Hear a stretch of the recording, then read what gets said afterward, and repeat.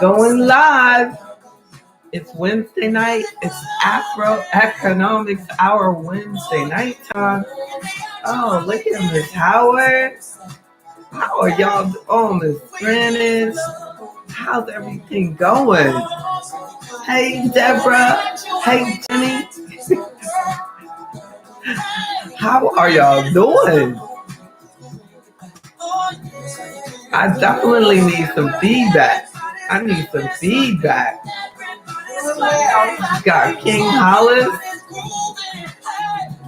We're celebrating. Bill Cosby. Woo! I hope somebody in this house is really celebrating tonight. It's crazy. But he's out, and I'm happy about that. I needed some good news. I needed some good news today. In reality, y'all, I think there needs to be a statute of limitation. What you think on how old you can be for them to lock you up anyway? There's a point. I mean, there's a point, but then you might have, a whole bunch of people over 80 that start committing crime. So we guess we can't put a statute of limitation on lockup. But Lord, I'm so glad that he is still alive and he gets to see freedom while he's alive, and that he gets to see justice while he's alive. Because it's okay when, they say, the Supreme Court and you're gone. That's okay. But it really makes a difference when the Supreme Court can come out with justice and you still live to see it. So maybe he be of good health, and may he be able to share some insight with us on his experiences and things that he would have done differently. Because that's all we can do in life. That's all we can do in life is try to learn from what we go through. That's what tonight's discussion is about. Just learning from the experiences that we have, financially. We're paying way too much as a people for debt. We're paying too much for the loans, for the money that we borrow, and I'm not just making this stuff up. This is, research that says this. This is research. So let me, guess I'll share a little bit more, given it. That's right, Chris Emmanuel. Thank God Cosby will be sleeping in his own bed. Is it tonight? Will they let him go home tonight? Yes, he got out today. Ooh. He went home this afternoon. I know. I can't imagine though, right? That you get your sentence is taken back and then they go, but tomorrow. Can you imagine? Oh. At the present time, I think they can't come back. Woo. They can't come back and retry him again. No, they go, well, we don't have a ride for you tonight. So, you're going to have to sleep here. I bet he'd be like, I'll walk. Don't worry. I don't need a ride. I can walk tonight. Yeah, but from the very beginning, I think he shouldn't have been out there bragging about what he did. Yeah, and exactly. If you do something, keep it to yourself. He must have, shared the wrong information with somebody. But he did. He shared the wrong information. He made statements about what he did. But when you do that, you're sinking yourself. You're sinking yourself. Like I said, if I'm going to be a crook, I'm going to be a crook by myself. I'm going to take it to me. I'm going to take it to my grave. Yeah. As simple as that. And you've lived a lot longer than me. I'm sure that you have seen the share of times where we have allowed our mouth to get us in trouble. And I put it this way: loose lips sink ships. And that's a fact. Come on. If you want any kind of problems with anyone, let them start talking. It's true. That's they said like. When I don't know how the saying goes, but they say like I would tell you, but then I'd have to kill you or something like that. Like if you have a secret, and you want the secret to be protected, don't tell anybody about it, right? Don't tell anybody the secret that you want to be kept. You heard about Miss Jenkins, right? No. Miss Jenkins, well, somebody tell Miss Jenkins something, and she run out there and tell her, well, don't tell nobody I told you. That's right, Miss Jenkins. I love it. Now we know. Now we know. Yeah, Mr. Jenkins. Look, we have somebody in the webinar named Mr. Jenkins. Is that your family going out there telling secrets? I don't know. I'm just joking. Exactly. He said it is not Miss Jenkins, not his cousin. He probably, he might say, yeah, I got some cousins that tell secrets. Indeed. How you doing, Stimmy? Well, we're, talking about, the fight for justice, the fight for, we're talking about interest rates tonight. And we're talking about that the survey researchers have found, there's a brother at Harvard that did a study on this, made me feel excited about doing my homework at night, But at the Joint Center for Housing Studies of Harvard University, this brother Rahim Hanifa. Look, woo! Let me see. Let me make sure we have this in our meeting is being recorded. That we have this in our archives.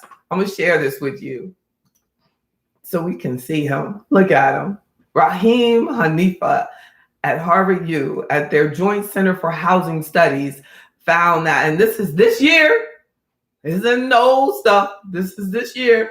And even any research, right, is already old. The minute that you start doing it, it's the past. But this problem in our past keeps coming into our future.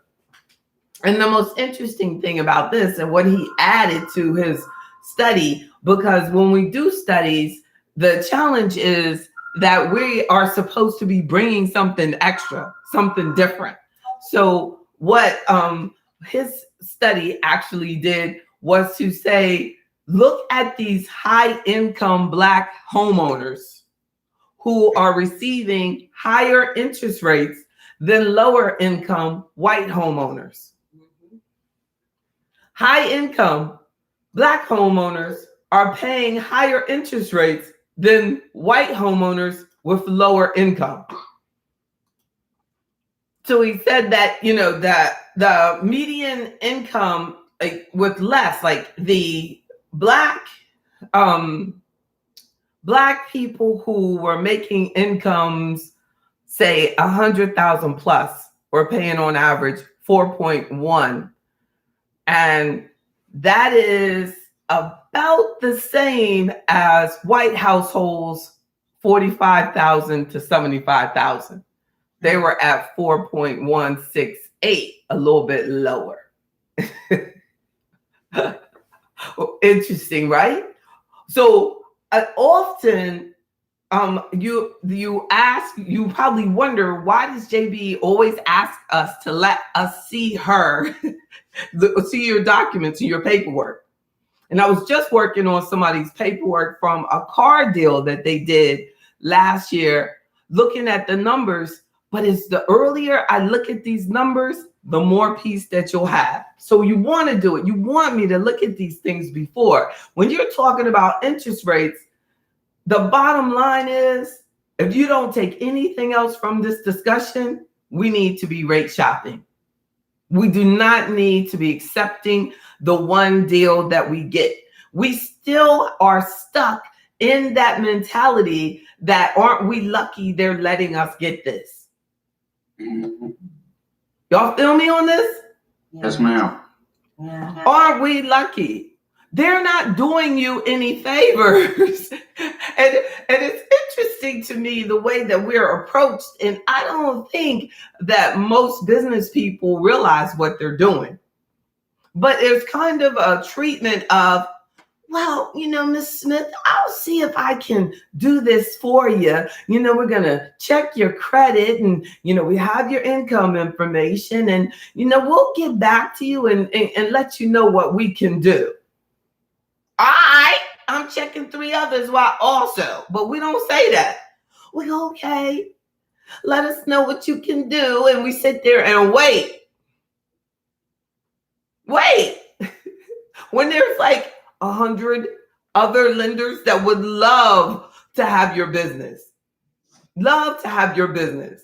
These small basis points, this little bit of interest that you will say, well, JB, that really doesn't make that much difference. That's just a quarter point. That's just but if it's involving in your assets under management, and I say, it's going to be a quarter point every 3 months, then what? I get looks like a quarter point.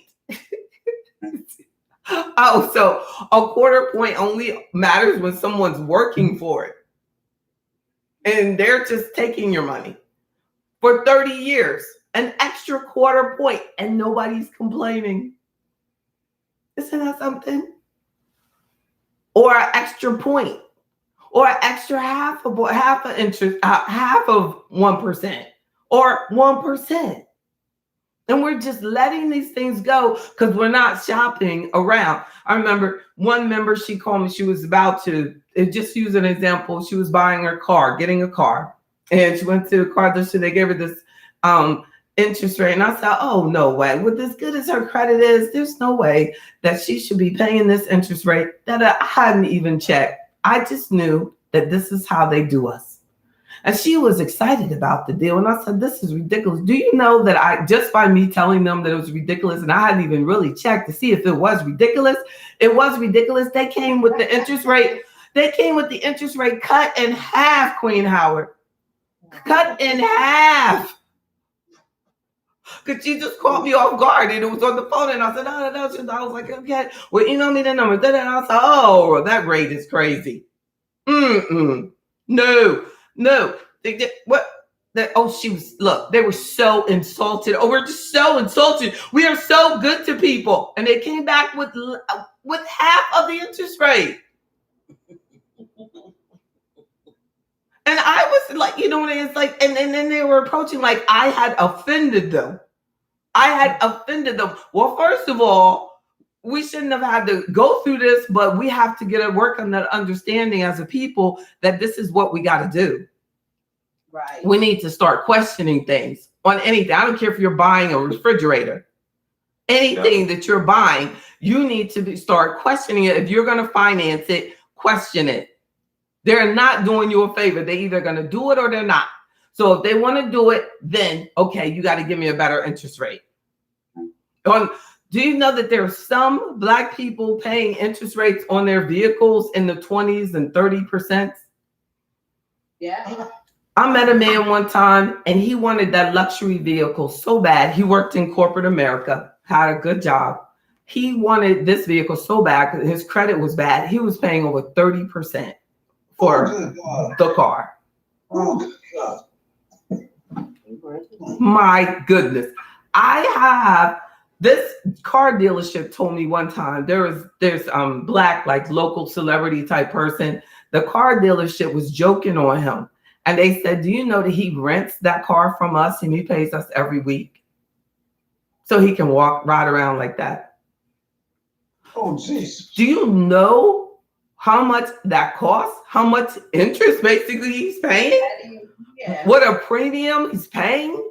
And a lot of times when we get emotionally attached, when I tell people, you got to be willing. I have seen people go 200,000-300,000 upside down. I have seen when you're going to a closing and your house value is slipping, that means that it's going to be a problem. This is a warning sign from God. This is pretty darn big that your appraisal for a purchase is not going through. There's a problem.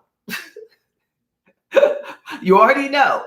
So this can take you years to get from being upside down on that purchase. You have to be willing to walk away. I haven't met anyone yet that's willing to say this is bad. So then I have to watch them wait and pray 10 years or so to get to this type of market to try to start breaking even.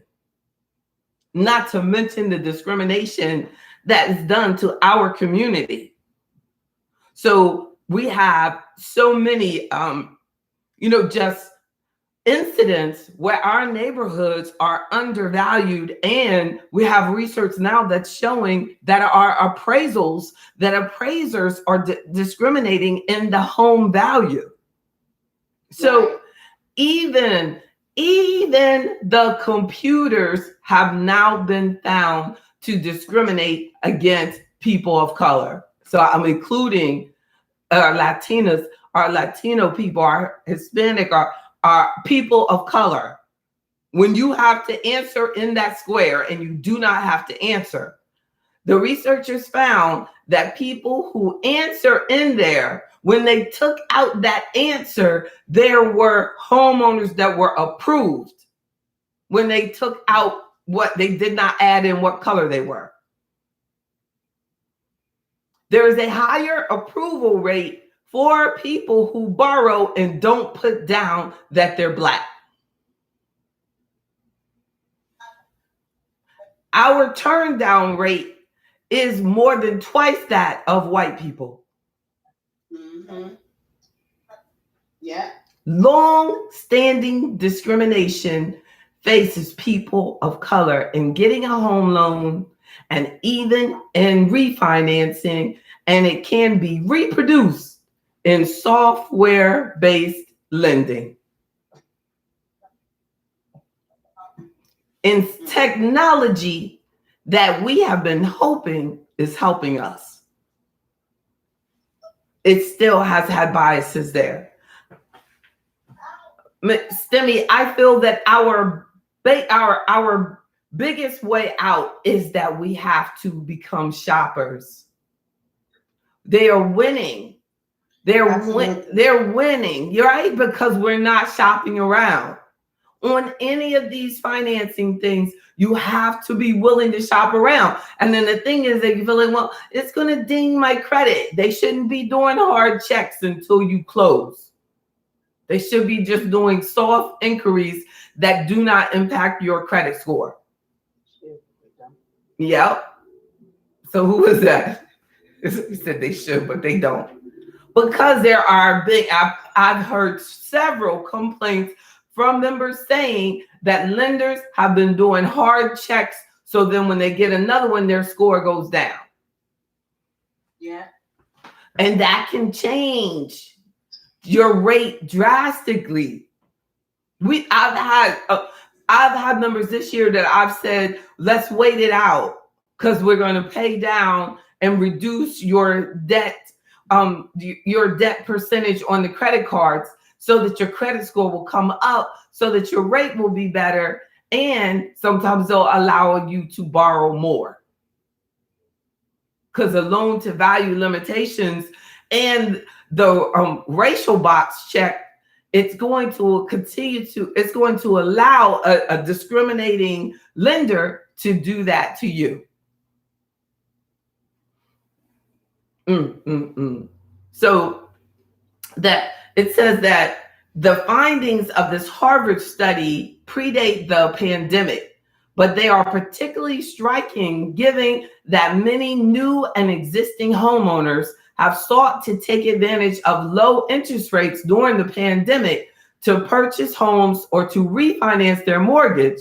This in turn is yet another reason to address the long-standing and continued history of discrimination in the mortgage markets. Every time there is this type of experience, we need to protect ourselves as a community.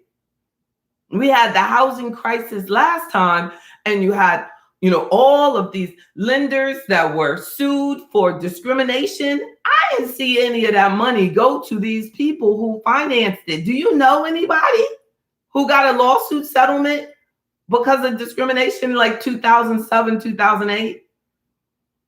No. Millions of money was paid. I don't know where they paid it. I just see it in the research. It's millions of money was paid because of discrimination in the housing market. But I'm like, who did you give it to? The government? They could have. I don't know. It says, despite challenges to refinancing, 29% of homeowners with primary mortgages have previously refinanced their home. So about 30% of of people have refinanced their home and are refinancing it again. A smaller share of Black homeowners have refinanced their primary mortgages. 31% of white homeowners have previously refinanced, while about 20% of Black homeowners have. Black homeowners who refinance their primary mortgage to reduce their interest rate, by about 22 basis points, 0.22, goodness, from 4.3 to 4.09, goodness. I mean, seriously, and there's these type of things do happen. Like, they will refinance for that fraction of a point and yet pay $5,000-$6,000. It says the average cost of doing these refis is about $6,000, and then maybe their payment is going down to $100. When Black homeowners refinance, they still have interest rates that were 20 basis points higher than white homeowners who refinance, and rates that were similar to white homeowners who did not have to refinance at all. So they were already lower. They didn't have to pay to get it lower again. And that's the kind of cycle that we end up on. Y'all feel me on that? Yeah. Like you should have been low in the first place. Do your refinancing to get lower, and we're acting like they're doing us a favor. You shouldn't have been in the predicament. If they don't have to refinance to get it because they already have a great rate. And that's a lot of money, a lot of equity. And just because you don't have to bring money to the table doesn't mean that it's not costing you anything. When you see the difference between the loan that you're paying off and the new loan that you have, and you see a $5,000 or $10,000 difference, that's costing you money. That's your equity. And we go, well, I don't have to bring any money to the table. It makes you want to scream. You took a whole used car to the table. And you told them thank you.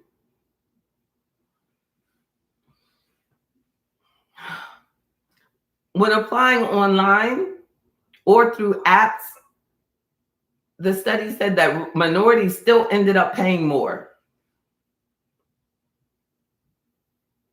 Even though maybe sometimes they saved a little bit versus going in person, like, online, we still need to be cautious of it. We need to be cautious. There was also a study done at Berkeley, like that first one, that was from the Harvard study. The Berkeley study found that both face-to-face and online lenders rejected a total of 1.3 million credit-worthy Black and Latino applicants between 2008 and 2015. 1.3 million were rejected. This is crazy, y'all. So we're thinking, well, I did it online. They can't discriminate. They know everything about you. They have figured out this algorithms are smarter than you could go in there and be light-skinned and pass on somebody visually. But that algorithm, you living in what zip code or what, I don't know what they know. The algorithm might even bring in like your healthcare and your diseases. They got everything out there now. So much stuff. So researchers said that they believe the applicants would have been accepted had the applicant not been in these minority groups. That's because when they used the income and credit scores of the rejected applicants and deleted the race identifiers, the mortgage applications were accepted. So let's just shut up.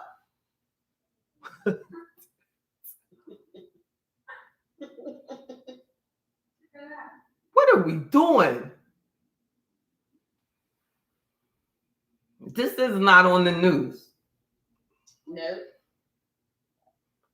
And this is machines. They're telling us that machines are discriminating against us because we're not putting in the work, allowing J.D. Bryan to look at the deal before you sign it, getting yourself into a situation to look at multiple different lenders, get in, have an investment advisor that's on your team, a financial advisor that's on your team that's going to help you, not just always selling you something. And see value in that advice. We're talking thousands of dollars. Exacerbating the problem is that Black and Latino applicants aren't securing multiple offers from different lenders, which is costing them in the long run.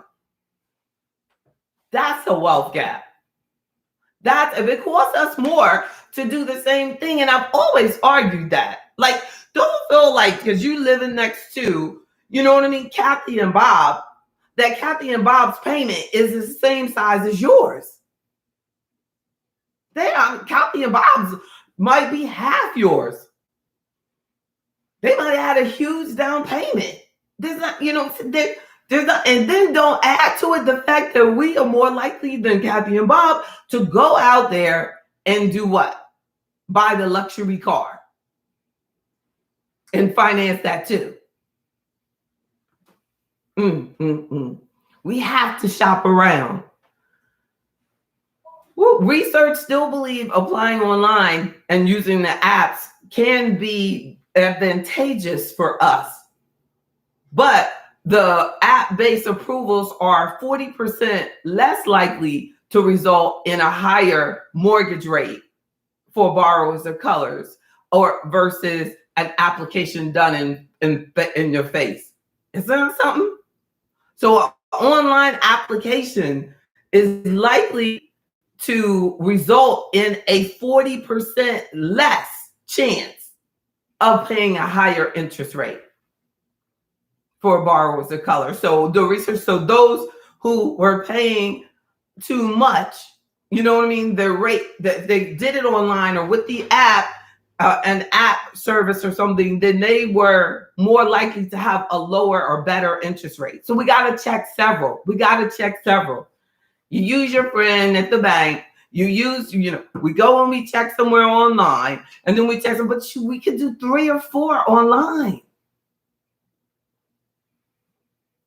And they can't really run your credit until and especially like if you know that you have strong credit, you just tell them, this is my score. And what you do, what are we looking at? Put a quote together. I need to run it by my financial advisor. I need to think about it, and we look at it, and then we move on from there.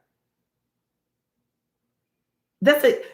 We gotta check. And I think that a lot of it is, and y'all can give me feedback on this, I think a lot of the reason that we don't do the multiple choices, the multiple options, is that first, we think they're doing us a favor because you were accepted.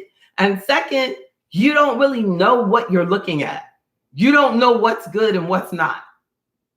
Like I was saying, like I'm working under the understanding that they're robbing you.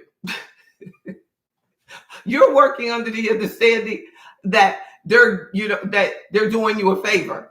So you need a little bit of me in your life, and I need a little bit of you. Like, what I'm saying? You give them the benefit of the doubt and let me work for you, and don't give them the benefit of the doubt, right? But we are paying too much for that overall. Like, we are just with everything that we're purchasing, we're paying. I would argue, even if I could get the research, on our credit card interest rates are too high. If our mortgage rates are too high, who is shopping for rates on their credit card? Who's doing that? No, you just want the credit card, right? You want the credit card, you accept the credit card. Then when you want to try to get rid of the balance, you want to get, right? And when you want to get rid of the balance, then all of a sudden you start shopping. Oh, well, I want over here is giving me this promotion. It's a setup generally, like switching cable. Who has ever still saved money on cable after a year of switching? Right? They're like, I'm like, wait a minute. What, this the cheap one? Somehow they slide it on in there. A year later, you're paying more. That's right. Oh my goodness. Be careful when we're just switching around. Be careful when you're refinancing. This one lady called me and she was refinancing, and it's not really fair to yourself or me to call me when you're about to sign the paperwork. You know what I'm saying? You call, this is where you call me. You go in, they run the numbers, and you go, okay, could you email this to me? And you get them to scan it and email it to you. Then you can send me a copy of it, and then we talk. I think we make so much more rational decisions when you think it through. I remember was telling me about a deal that she did, and it was real late night at the dealership by herself. And she was tired, and they didn't have any food, and she didn't want to eat there, and it was just low blood sugar. Do you know that your blood sugar makes a big difference in the decisions that you make? You can't think. Huh? You can't think. You can't think. They said that if you're a criminal and you're trying to get out on bail, they said that you should try to go into your hearing for the parole board in the morning. When in the afternoon, researchers showed that in the afternoon, look, when did Bill Cosby get out, right? It was in the morning. So if you ever get in trouble and they try to put you in the afternoon, you need to get it switched, right? I don't care if it's traffic court, anything. Put it in the morning. But it makes a difference, the state of mind. That's what the researchers are saying. That the state of mind of the parole board, the state of mind of you. So you go and you look. Now, my father was the best at this. There is research on how horrible Black women are at purchasing cars. I ain't trying to talk about us, but there is. Now, of course, the article tries to make us look like victims and, how could they do this to the Black woman? But really, we had to let them get away with it. And basically, they even put in the study, the words that they use to make us feel like we're not that good. He said, well, we checked your credit, and the women had very good credit. They blatantly, the Black women with high credit, great income were paying better interest rates for them. Worse for us, higher interest rates than anybody else. And the best at it were the men. The Black men were like, nah, I ain't gonna do it. Ain't gonna do it. Isn't that something? The other extreme. So if you're not that far off base, if you have where maybe it is helpful for a husband and wife to make sure that their husband is there. Then maybe he does. Maybe he'll say, well, nope, let's do it in the morning. I don't think I would. I don't think that I would go late at night, but it's only because I don't like those type of situations. I don't like those timeshare visits. I would not expose me. I'll pay for the trip before I would do a timeshare meeting where they try to get you to finance the purchase of the timeshare. It's very high pressure. Has anybody ever done that? Yeah. Very high pressure. It's very high pressure. I am impressed with anybody who gets out of there without fussing somebody out. Because it's no, that's okay. No, that's okay. Well, it's what's wrong with you? Don't you want to have a good life? Everybody needs a vacation. It's what? What did you say? Oh, well, yeah. I just don't want this. I don't want to finance my fun. Is that okay with you? No, it's not okay. Everybody should finance their fun. That's their opinion. That's the way they feel. I don't feel we should we go on vacations on credit cards. Why? That credit, go on vacation in your home, make a beach in the living room. If we don't have money, don't do it. If we can't afford it, don't do it. I remember, now I am very happily married. Thank God. My husband is very frugal.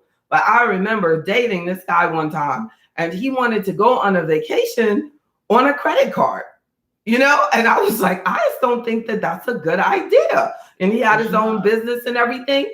And I said, no, that's just not a good, I'm not comfortable with that. If you don't have it, we should just wait. And then, of course he broke up with me. You know what I'm saying? He was like, she's crazy. And he was quite a bit older than me too. But he did not get it. But since he's out of business, he had a business, he lost his business, everything, because you cannot consider financing fund. It's crazy enough that we have to sometimes finance stuff in order to keep your business afloat. And then when you start financing fun, that's on a whole nother level, like financing a motorcycle. I did that one time. I love my motorcycles. But when I paid that one off. My next two, I said, I'll buy them or I won't have it. Financing fun, you can't have fun with it. How you doing? I see you all on YouTube. Thank you for your comment. Wow, and yes, back to you. Yes, indeed. But before you all, and I leave you, I want to bring out some other points. So the largest difference in interest rates by income and race were between homeowners, and I was sharing that with you, with incomes from 30 to 45,000. Interest rates for Black homeowners in this category, people from 30 to 45,000 in income.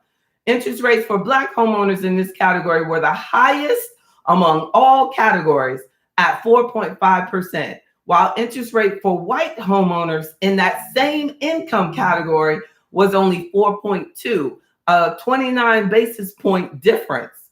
29 points can result in significant mortgage cost differences, and an interest rate drop from 4.5 to 4.2 for a home in the U.S. with a median price of $300,000 with a 30-year fixed rate, and a down payment. The monthly payment will result in $12,470 less in interest payments over the mortgage duration. So the person with that, what you might not think makes a difference, 0.29 difference, meaning the white homeowners in this situation are saving $12,000. You could get a lot of things with that. That could be a year or two on a school loan. That could be that could be paid off associate's degree at a community college. $12,000 can go pretty far, right? Right? And it is just going, and we're not thinking about it because you're thinking, 0.3, it doesn't really make a difference. Yes, it does. And many other factors that after interest rates, including wealth, debt, credit score, down payment, mortgage amount, and duration, Black homeowners have experienced systemic barriers to home ownership and wealth building opportunities that have limited their ability to access credit, which is a key component in receiving low mortgage interest rates. So when you want to get a low mortgage interest rate, if you don't have the history of credit, because we don't have the history of credit, then we end up paying a higher interest rate, even though we may have just as good income. So we think income is everything, and it's not, because the down payment even makes a difference. So if we don't have the inheritance or the support system to help us with the down payment, because we don't. If we had the down payment for the house, we wouldn't have the school loan that stops us from being able to pay for the house. Right? Right. So we need to be conscious of this, that there is a generational commitment that we have to make in order for us to get this. That's 12,000. That's everybody, most of the Black house home owners in that category. That is millions and millions of dollars out of our community because of that additional fraction of a point that we're paying. We're giving the lenders millions. They're making mad money. They should be excited when they see a Black person come in because they're making that much more money off them on average. And they know those numbers. They know those numbers. But if they can convince you that your credit is bad, and then because you don't know it, that's why that key principle of AfroEconomics is credit confidence, not credit score. We have to be credit confident that nobody can tell you what's up with your score. You already know it. We're already looking at it. I should institute, and y'all remind me, that every year I want in your secure firm portal a copy of your interest rate, your credit score. Put in there, not your credit score. I don't care about that.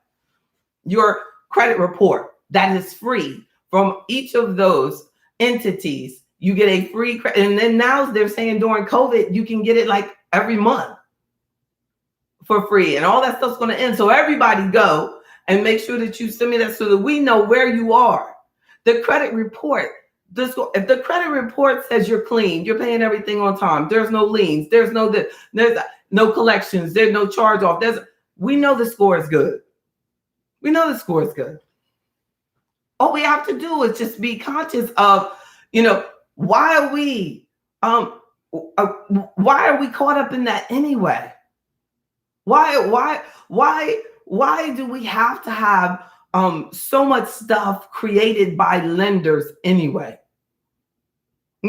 We can really focus on increasing your wealth through additional assets, like making sure that your mortgage is very reasonable so that you can save money in other areas, build a business, put in, if you work somewhere, put it into the work retirement plan, and we can set up the allocation according to your risk level. But we don't have to, so that you can see like, wow, I can actually invest and build money. If you don't have a work retirement plan, that's what I'm there for. We set up the IRA. We start putting money away every month. But if we are going into debt and our payments are so high, we can't do anything else. And it just becomes a lifestyle. I posted a YouTube video today called Financial Facade. These lenders depend on us getting caught up in their financial facade of presenting us in a way that doesn't really exist. So that we're constantly at their mercy, feeling like we have to beg them to please help me get that loan. When we don't have to do that. We don't have to. So remember that the key to this is to make sure that you're shopping around. And I don't know if any of you are right now find yourself in the middle of a purchase or find yourself in the middle of a refi, but make sure that you use your resources. I'm here to help you feel more confident about saying, no, you're charging me too much. That's not, let me look at this. Let me get back to you. Let's check some other places. We should be looking at 2 or 3. Right? Mm-hmm. You have options. Be confident. Be confident. And don't be so quick to buy things. Like, I think that everything that we go to and we have to finance it, we should go in, look at it, and walk away. Does anybody else believe in that philosophy? And just walk away.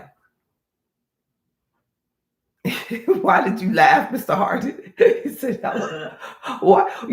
But we just need to, and as I didn't share, but I remember my father would do that. He would just, if he was going up something and he really liked it, he was not going to make a decision on that first look. It's like, I'm going to walk away and I'm going to see. We have to do that on the whole entire process, because I don't remember him ever looking at the numbers. If he's going to buy it, then he probably was thinking, well, they're going to have to do me a favor because I don't have all this to buy it right now. Like many educators, very smart, very well learned, can read and know all the big 4 or 5 syllable words. but but they can get you. You know what I'm saying? I'm telling you. Money, you know what I'm saying? Money is its own art. It's an art form. And it is amazing to me that it has nothing to do, you know what I mean, with your academics. I've seen a lot of very smart people who get caught up in that financial facade and are living way beyond their means. Oh, JB, I want to say 2 months ago, there was a story on a media publication on the internet. It said your intellect has nothing to do with your wealth. That it really does. It has helped us as a Black people get jobs. It has helped us get jobs, but it doesn't. Because if you want to go work for someone and they're creating these hurdles for you, you know what I'm saying? Then you get that, and then we can get in, and we got in. But when you get in, you also get into an opportunity of they want that W-2, and they want to make sure you finance everything you have. Well, when you're a business, when I'm in business, I constantly have to think about my money. When people just work somewhere, you can lose your mind because you know what you feel like, you know, that you're always going to get that check. Always. Yes, and then that's how you get a heartbeat. Yeah. Just like that. They just, you know what I mean? It gets really easy. I know, like going into Harley Davidson dealerships, and it has signs up, and it says, if you're military, let us know. Because they want you. They know that you can set up. I know y'all military people know this, King Hollis. You can set up those little stipends or whatever allotment, right? And then it just goes right to them. Boom, boom, boom. Boom, boom, boom. And then they still charge you interest, but make you feel like they're doing you a favor. Exactly. And they get all excited about it. Yeah, they said, what's up? Oh, they let me do an allotment. I would too. Yeah, I got me a ride, man. I would too. Yeah. Oh my goodness. Yes. So we have to, be very conscious of the money that we have created for this economy in the United States of America. We built it in so many ways. But now, our income, by our, just making a commitment to financing so much of our lifestyle has built multi-billion-dollar companies. Mm-hmm. Multi-billion-dollar people. We have we built those people through building their companies. They built their company, that's right. And we're not getting it. In my opinion, a true reason that there's such a huge wealth gap is because we don't have enough businesses in our community. Exactly. And remember when I was on that panel, and I was the only person on the panel saying that the reason for the wealth gap is because we don't have enough businesses, and we don't have Black banks that are supporting Black businesses. And the Black banker, was like, whatever, it's about the home loan. I mean, they just shut me down, but he had the dollar backside. He had the dollars in the back of him, everything, and people but they make so much money off deposits, because his point was, and he disclosed it, but people didn't catch on to it. He was saying, we don't have enough businesses for me to worry about. But a white bank wouldn't say that, but a Black bank can say that. We don't have enough businesses for him to worry about. But I feel that we need to be socially responsible. I don't care what color you are. That brother is missing the movement, because white businesses are socially responsible now. Black businesses should be socially responsible as well. That we need to have more businesses so that our people have somewhere to work. Yeah. People hire people that look like them. You know what I mean? That's just the way it goes. So we should be hiring at least 12% of the US population should be employed by Black business owners. We have a responsibility to do that. But nobody is saying that to us. And and know who listens to me. So, but you, and I appreciate you and I love you. I was going to say, Who are you? Who are you? Who cares? Who cares? Who cares about you, Mr. Jones? I'm just joking. And Mr. Jones has a business, and I have a business, exactly, and you have a business, and we're just like, but we're going to keep building on that business network that I'm doing every Friday. That is my commitment to filling the wealth gap, as well as, of course, my all-day investment advisory stuff. But I feel that investing in ourselves is a huge investment too. And that kind of came to me when I saw how much our community was investing in, just way off stuff. Just anything that looked like they could get rich quick. It's really attractive to our community. They don't care that, I'm licensed as an advisor, so I'm going to put you in things that are regulated. But our community all the time will ask me, like, what about blah, blah, blah, blah, blah, blah? Like, like. The JB spot is so out of the park, different. Amen. Like us. So, bringing something totally different. Amen. Rein it in. Amen. And we deserve it. And we deserve it. We deserve to have a regulated professional, you know what I mean, that focuses on our community.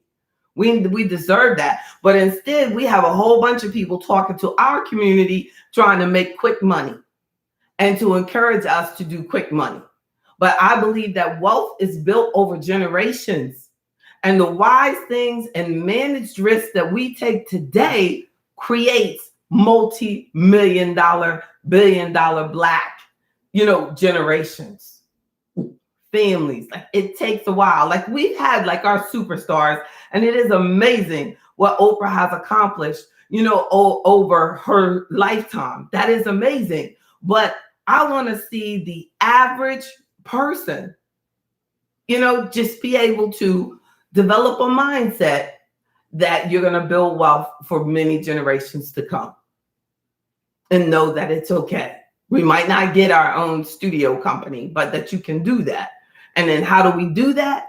By doing logical, regulated, historical performance. That there are some things that I'm sure there are some people that get rich quick, but I just don't know them. If I could just meet the person who it happened for, you know what I'm saying? They're in jail now. Exactly. I just want to know, like, you know what I'm saying? Like, they're always like, when somebody's selling something and telling you how they got rich so quick, like, make sure you see it. Make sure you see their statement before you get in. You know what I'm saying? Like, what is, and when did they send your money in? How you get your money out? Like, this one guy was telling me like how much he had put in like this little bit of money into this thing, and then now it was worth 20,000. I said, man, take your money out. He said, nah. I said, man. He said, nah. Every time I see him, I want to ask him, like, how's it working for you? You know what I'm saying? Because when you can't quite get your money back, like my clients, if we in the market, you see what it's worth.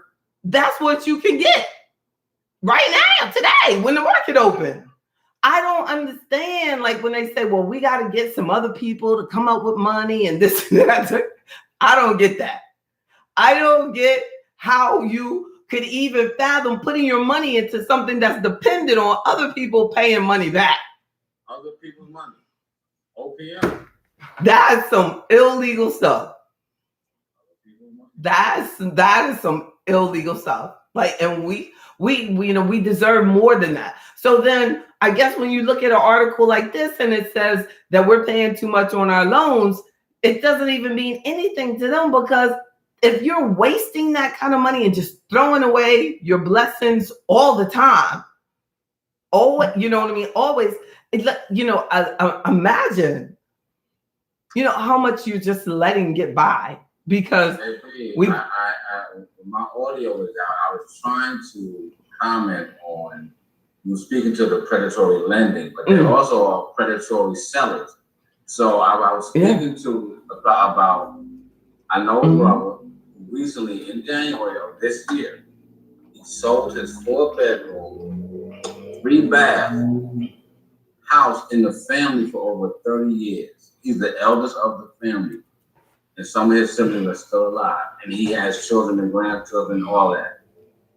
He sold the house. He sold the house. Wow. He sold the house. But he took less than $900,000 for it. And how much do you think? But that's the Capitol Hill area. How much? So you think he should have got like about $2 million for the house? He sold the house, and then you think, look, but I'm not mad at the person who bought it. Me neither. Oh, okay.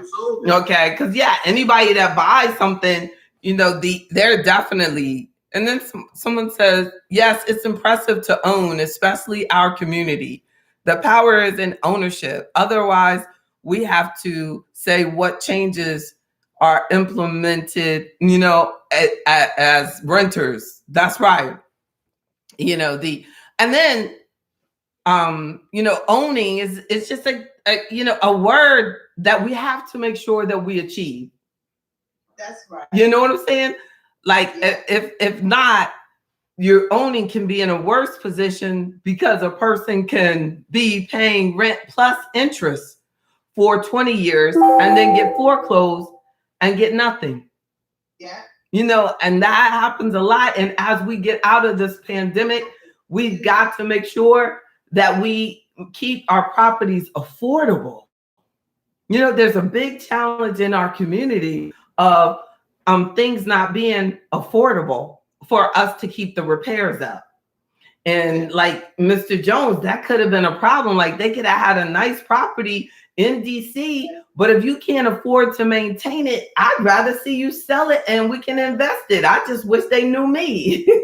Because you know what I'm saying? Right? Look, the problem is not that we sell. The problem I feel is not that we sell. I feel that the problem is what we do with it when we sell. If you just waste the money and buy Cadillac and stuff, then it's horrible. Okay, it's terrible because cars and stuff, they're going to depreciate. You take some trips and this and that. But if you sell a property and you invest it in something else, even if you start your own business or send your kids to college and all of these things, like that could pay off forever. Well, in his case, and sticking with his case, that's the only fact. He's already retired. Yeah, he's upper in years, so I guess he didn't want the house, and he decided to go with an apartment. That's right, and he can create income with that. Okay. And then the other family members probably weren't paying taxes. Do you know how much taxes are in DC? It was probably putting out over 10,000. When you think a year. Mm-hmm. On $1 million plus, yeah. That, but the family, a lot of times this happens. Like the family that has talked to you about it, like, can you believe he sold that house? Like, when is the last time they put any money up for the taxes? Well, and that's the funny thing. The family didn't talk to me. I talked to them. Yeah. But if they bring it up, say, JB Bryan said, when's the last time? Nothing, baby. I don't know nothing. They'll be like, well, how'd she find out? Why you asking me about taxes? Well, I'm just saying, wouldn't it be funny? They call me. I just want to know why you got me trying all up in my family business. But that does. I mean, I see that situation a lot, and a lot of times the family member will hold on to it, Mr. Jones. Oh, it's so bad, and then they sit there and they're struggling with it. Look, I eyesore to the community, bringing down our community. You know what I'm saying? They're not taking care of it, and it's like, oh my! But they just won't let it go. So Know when to hold them, know when to fold them. But it's not as easy an answer as it has to be, because you can invest it properly, take that money, and you can live off it, where somebody who's really into real estate could say, well, JB, what about if we, just rent it out and get the rental income from it? But you know what rental income does? You gotta maintain the property, you gotta deal with the renter, you got somebody in $1 million. Yeah, huh? Yep. So hopefully, so definitely, I think with every situation, having a financial advisor, look, got to throw in a commercial, can help. Because if you have a situation like that, you're trying to decide, should I sell this house or should I keep this house? Like having someone, AfroEconomics membership satisfies that. You should default to, when I talk to JB, we're going to go over that, because this is what I'm thinking about doing. And we have a member, she's not in tonight, but she, is going through that very situation. So if anybody wants to buy something in DC, we do have a member who's selling something or considering it. So but it's hard. It's hard decisions, but hopefully, that's what I'm there for, to make it easier, because I'm not emotionally attached to the decision. And I like to see us detached, because a lot of people are doing purchases right now, and the builders are coming out like, oh, the timber prices are up so much, and and so, and I do kind of get shut out sometimes, because when they really want to do the deal and you don't want me talking about the fundamentals, you have to shut me out. And I realize that, but then you have to deal with the consequences of, because you're getting too emotionally attached to the purchase, when we really need to focus on the fundamentals, the numbers. And let me do that. Well, JB, may I ask a question? Yes. Okay, in reference to what the individual said earlier about the person and the property. Yes. Okay. The other people are not paying it. The family members are not paying it. I know. The other sibling isn't paying any taxes. But yet and still, when the property is being sold, they want a part of it. That's right. No, that didn't happen. That's right. Oh, it didn't happen. Hopefully that guy had it. But that comes to, like one of our people said, generational wealth versus quick gains, but you can have generational wealth without keeping the property.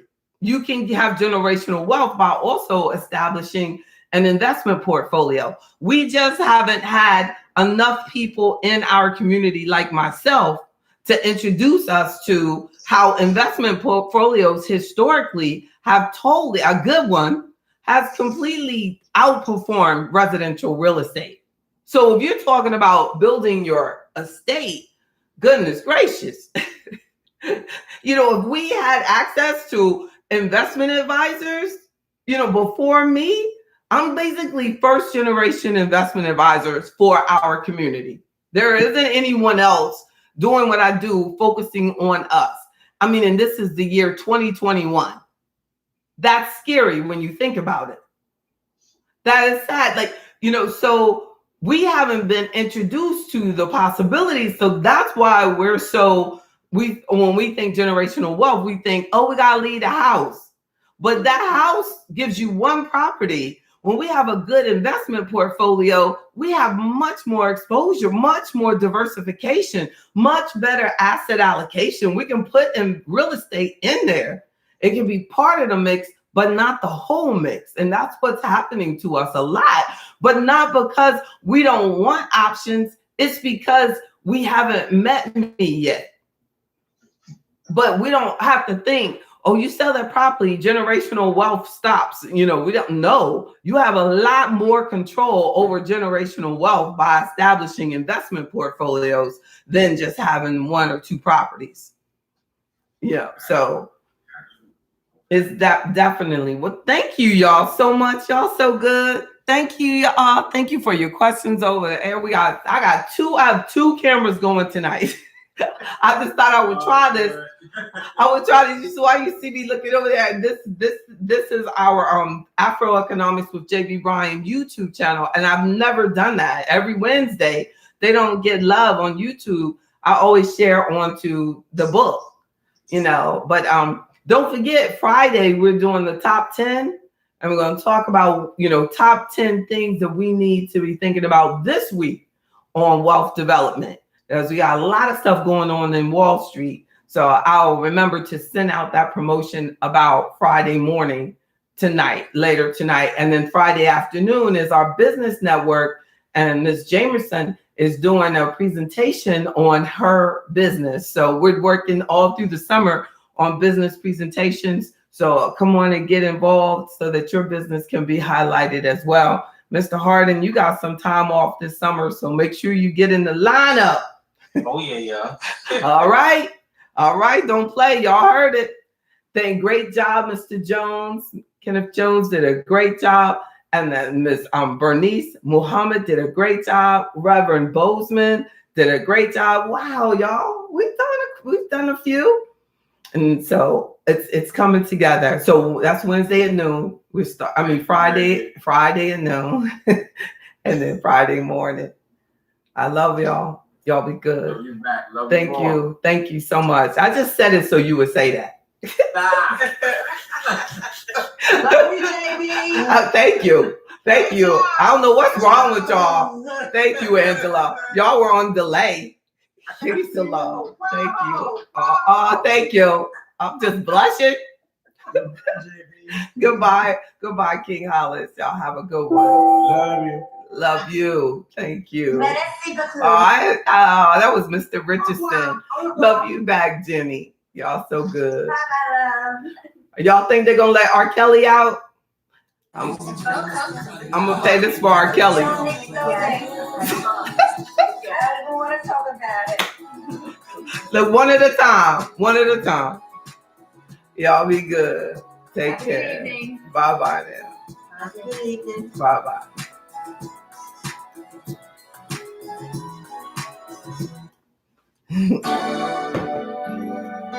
Thank you all so much.